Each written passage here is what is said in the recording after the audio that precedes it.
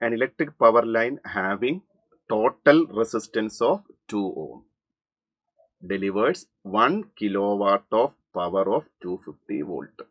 അപ്പോൾ ഒരു electrical power line നമുക്ക് ഔട്ട്പുട്ടിൽ തരുന്ന പവർ എത്രയാണ്? 1 കിലോവാട്ട് ആണ്. Percentage efficiency of transmission line is. Okay, നമുക്ക് ഔട്ട്പുട്ടിൽ എത്ര കിട്ടുന്നുള്ളൂ? 1 കിലോവാട്ട് ആണ്. അപ്പോൾ ഇവിടെ പവർ ഔട്ട്പുട്ട് ഞാൻ എഴുതാം, അത് 1 കിലോവാട്ട് ആണ്.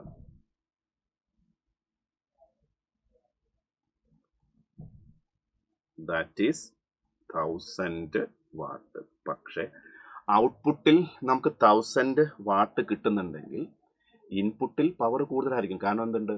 ട്രാൻസ്മിഷൻ ലൈനിൽ പവർ ലോസ് ഉണ്ട്. അതുകൊണ്ട് ഔട്ട്പുട്ടിൽ 1000 വാട്ടേ കിട്ടുന്നുള്ളൂ എങ്കിൽ മോർ ദാൻ 1000 വാട്ട് നമ്മൾ എന്ത് ചെയ്തിട്ടുണ്ട്? സെൻഡ് ചെയ്തിട്ടുണ്ട്. ഓക്കെ, അപ്പൊ എത്ര പവർ ഇവിടെ ട്രാൻസ്മിഷൻ ലോസ് ഉണ്ട് എന്നറിഞ്ഞു കഴിഞ്ഞാൽ നമുക്ക് എന്ത് ചെയ്യാൻ പറ്റും? ഇൻപുട്ട് പവർ എത്ര കൊടുത്തിട്ടുണ്ടെന്ന് പറയാൻ പറ്റും. അപ്പൊ എങ്ങനെയാണ്? നമുക്ക് ഇവിടെ പവറിന് ജനറലി ഇക്വേഷൻ ആരാ? Power is equal to V I ആണ്. ഗിവൺ പവർ എത്രയുണ്ട്? 1000 ആണ്. എത്ര വോൾട്ടേജ്? 250. കറണ്ട് എത്രയാണ്? അറിയില്ല, ഐ. അപ്പൊ ഐ ഇസ് ഈക്വൽ ടു 1000/250. അതാരാണ്? 4 ആംപിയർ ആണ്.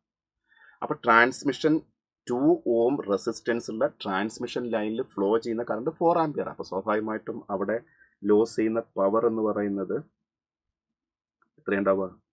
I² R ആണ്. ഐ എത്രയാ? 4. അപ്പൊ 4² ഇൻറ്റു ആർ എത്രയാ? 2.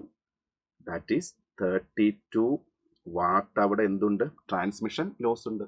അപ്പൊ ഞാൻ എത്രയാണ് സെൻഡ് ചെയ്യുന്നത് നോക്കിയേ. പവർ ഇൻപുട്ട് എന്ന് പറയുന്നത് 1000 പ്ലസ് ആരാ? 32 ആണ്. അപ്പൊ 1032 വാട്ട് ട്രാൻസ്മിഷൻ ലൈനിലൂടെ നമ്മൾ ട്രാൻസ്ഫർ ചെയ്യുന്നു. അപ്പൊ 32 വാട്ട് അവിടെ എനർജി ലോസ് കഴിഞ്ഞ് ബാക്കിയുള്ള 1000 വാട്ടാണ് നമുക്ക് എന്ത് ചെയ്യുന്നത്? ഔട്ട്പുട്ടിൽ കിട്ടുന്നത്. ഓക്കെ, ഇനി എന്താ നമ്മുടെ എഫിഷ്യൻസിയുടെ ഇക്വേഷൻ?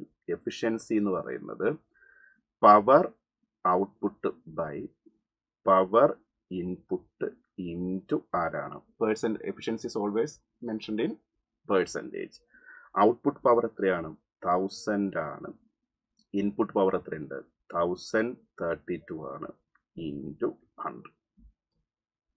ഇത് കൊടുത്തു കഴിഞ്ഞാൽ നമുക്ക് ഇവിടെ 1000 1032 ഒരു 0.9 ടേമിൽ അല്ലേ? അങ്ങനെ ഓപ്ഷൻ 96 92.5 ഉണ്ട്. നമുക്ക് കറക്റ്റ് ചെയ്ത് കിട്ടാൻ 96.9 എന്ന് കിട്ടും. ഓപ്ഷൻ 1.